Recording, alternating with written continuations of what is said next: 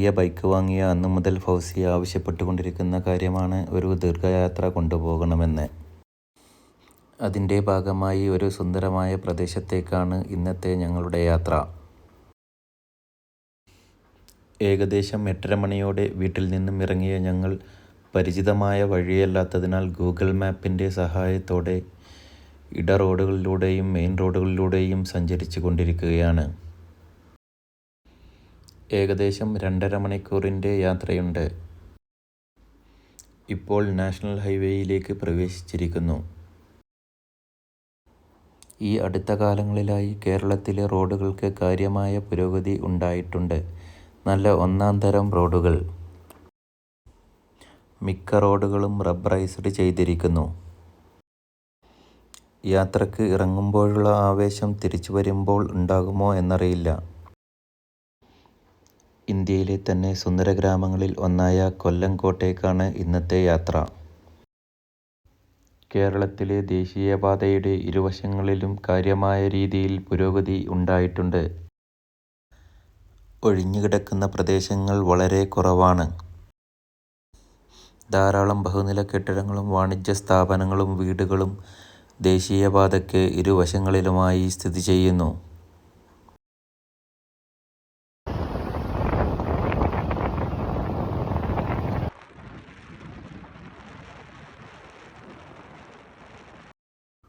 യാത്ര തുടങ്ങി ഏകദേശം 1 മണിക്കൂർ പിന്നിട്ടിരിക്കുന്നു. വഴിയരികിൽ കണ്ട ഒരു പെട്രോൾ സ്റ്റേഷനിൽ ഒരല്പസമയത്തെ വിശ്രമത്തിനായി നിർത്തിയിരിക്കുകയാണ്. അല്പസമയത്തെ വിശ്രമത്തിന് ശേഷം ഞങ്ങൾ വീണ്ടും യാത്ര തുടർന്നു.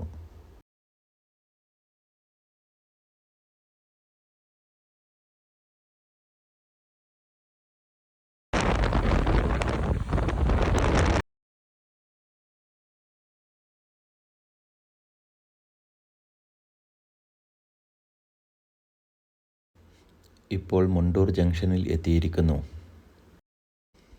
ഇനിയും ഏകദേശം 1 മണിക്കൂറിൽ കൂടുതൽ യാത്രയുണ്ട്. രാവിലെയായതിനാൽ സുഖകരമായ കാലാവസ്ഥയാണ്.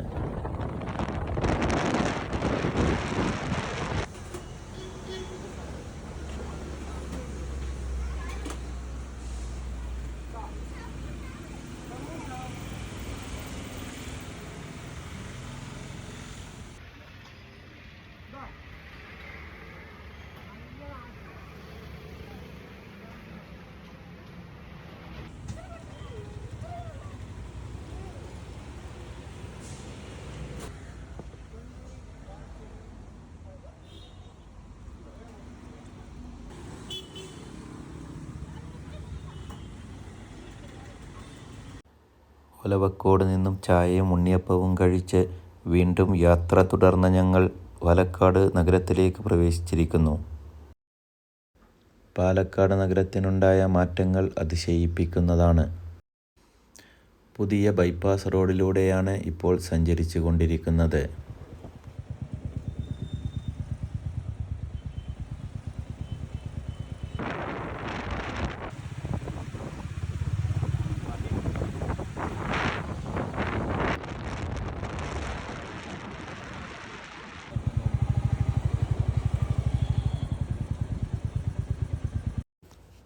കൃഷിസ്ഥലങ്ങളിലേക്ക് വെള്ളമെത്തിക്കുന്നതിനായി നിർമ്മിച്ച ധാരാളം കനാലുകൾ പാലക്കാടിൻ്റെ പല ഭാഗങ്ങളിലായി കാണാം.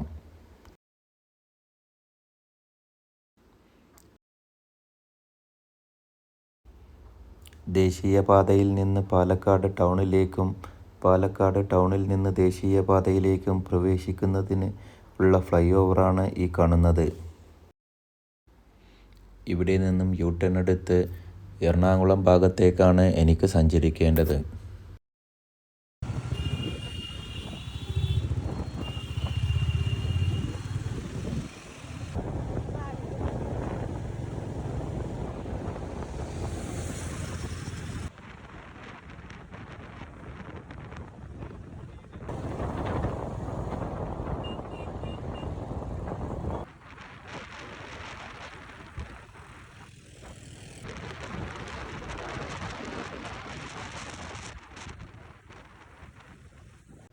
ദേശീയപാതയിലൂടെ കൊല്ലങ്കോട് ലക്ഷ്യമാക്കി യാത്ര തുടർന്നു.